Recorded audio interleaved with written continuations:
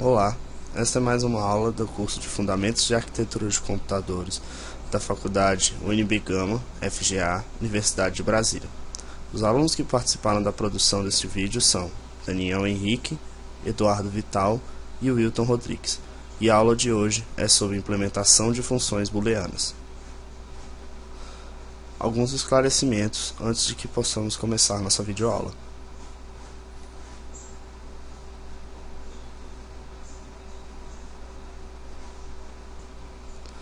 Ao final desta videoaula, você será capaz de entender a importância da implementação das funções booleanas na arquitetura dos computadores. Antes de abordarmos de fato os conceitos que permeiam a implementação de funções booleanas, teremos uma leve introdução sobre conceitos já vistos nas aulas anteriores e, se não foram vistos, agora serão introduzidos de forma rápida. O hardware dos computadores tem como base os circuitos digitais. Os circuitos digitais são construídos a partir de um pequeno número de elementos primitivos, como vimos na aula anterior, as portas lógicas.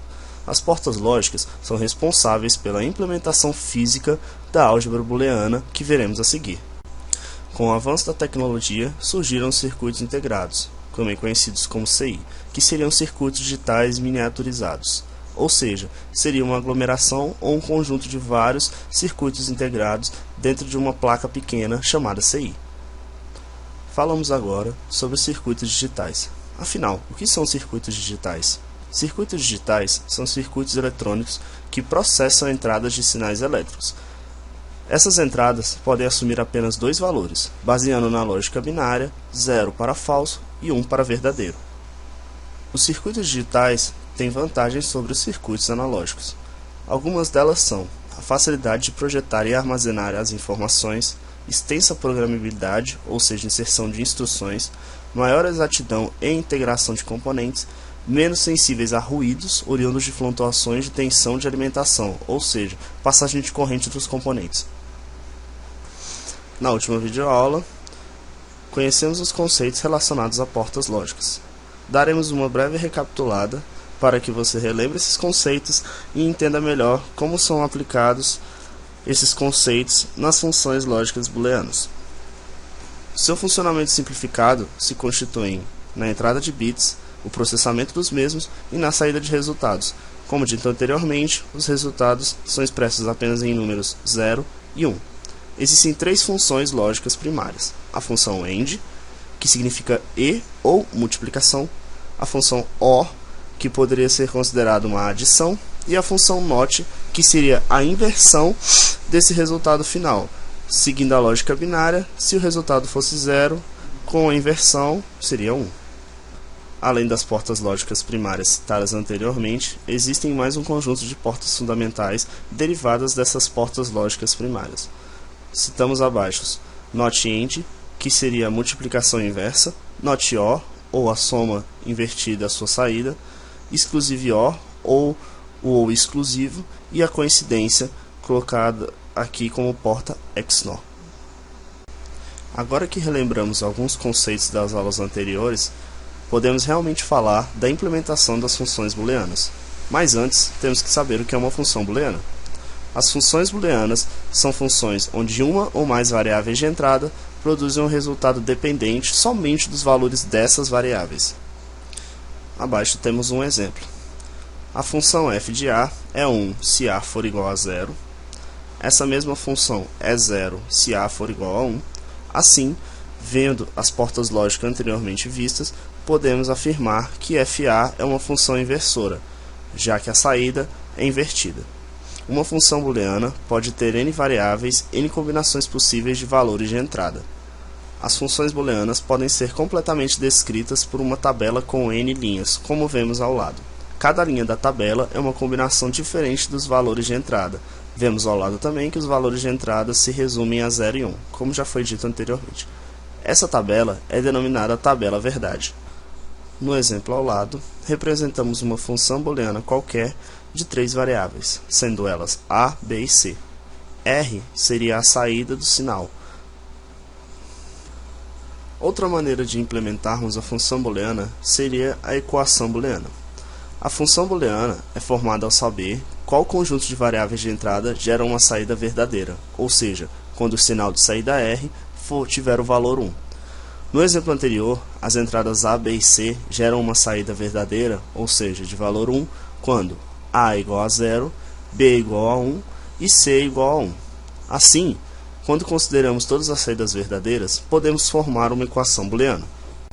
Usando o exemplo anterior, podemos montar a equação booleana analisando todas as saídas verdadeiras, ou seja, quando o sinal de saída R for igual a 1.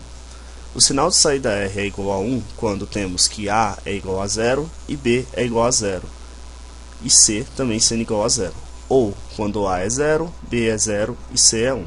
Também temos saídas com R igual a 1 em A igual a 0, B igual a 1 e C igual a 1, e finalmente A igual a 1, B igual a 1 e C igual a 1. Todos esses resultados estão frisados em verde na tabela. Logo, temos a equação booleana de R, que é A barrado, B barrado e C barrado. Para quem não sabe, usamos o termo barrado quando não queremos mostrar que esse valor é igual a 1, ou seja, representado por 0. Vimos na primeira equação de R que A é igual a 0, B é igual a 0 e C é igual a 0. Para representar que esses valores são igual a 0 na equação, usamos o termo barrado. A segunda equação se resume a A barrado, B barrado e C. Temos a terceira, que é A barrado, B e C. E por fim, A, B e C. Juntando todas as equações e somando as mesmas, temos a equação booleana de R. Como montamos a equação R no exemplo anterior, agora podemos, a partir das portas lógicas primárias ou derivadas das mesmas, montar um circuito. Para a equação R, utilizaremos 3 portas inversoras NOT, 4 portas E ou AND, que seriam a multiplicação de 3 entradas as mesmas, e uma porta ou E, no caso, de 4 entradas. Após montarmos a equação R, onde obtivemos os valores de A, B e C para uma saída de sinal 1, finalmente podemos implementar esse circuito a partir de portas lógicas primárias e portas lógicas derivadas das mesmas. Para comprovar a veracidade e a informação correta em relação à equação e à implementação do mesmo circuito, faremos um caminho de uma das partes da equação para comprovar se o sinal de saída realmente é 1. Pegaremos então a primeira parte da equação, que seria A barrado vezes B barrado vezes C barrado. Então, temos o caminho de A barrado, passando pela porta inversora NOT e ligando a uma porta de multiplicação. Temos B barrado, ligando a uma inversora, no caso, e a uma porta lógica de multiplicação. O mesmo processo ocorrendo com C. As 3 portas, ou as 3 variáveis, desculpe, estão ligadas à mesma porta lógica, que seria a porta lógica de multiplicação. Para dar um exemplo de como seria a continuidade desse sistema, temos a soma entre as várias multiplicações internas desse sistema. Essa soma está representada por essa porta lógica, que é uma das primárias, conhecida como porta OR, ou seja, a porta de soma entre todas as multiplicações que resultam na saída com o sinal R igual a 1.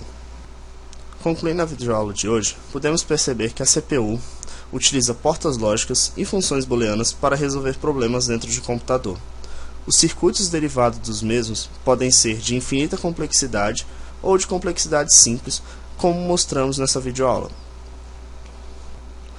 As funções booleanas implementadas na CPU são controladas por softwares a fim de que suas saídas sejam as esperadas para o funcionamento de um computador como completo.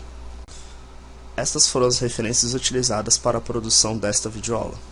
Muito obrigado e até a próxima videoaula do curso de Fundamentos de Arquitetura de Computadores.